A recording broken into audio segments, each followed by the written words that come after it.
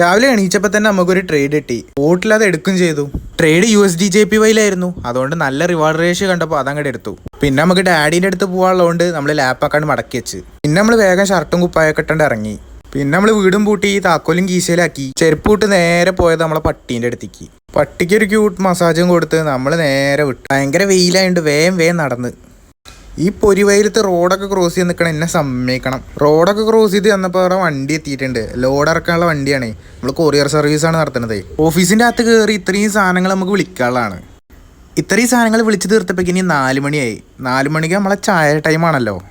പെട്ടിയിൽ നിന്ന് പൈസ എടുത്ത് നേരെ വിട്ടു അടുത്തുള്ള ബേക്കറിയിൽ നിന്ന് സാധനവും വാങ്ങി നേരെ ഓഫീസിലേക്ക് തന്നെ തിരിച്ചു വന്ന്. നമ്മൾ വാങ്ങിയ സാധനം എന്താണെന്ന് വെച്ച് കഴിഞ്ഞാൽ ഒരു പഫ്സും ഒരു ജ്യൂസുമാണ്. ഇതൊക്കെ കുടിച്ച് കഴിഞ്ഞാൽ നമ്മളെ ട്രേഡ് നോക്കി. ട്രേഡ് ഒരു അനക്കമില്ല, അതേപോലെ നിൽക്കുകയാണ്.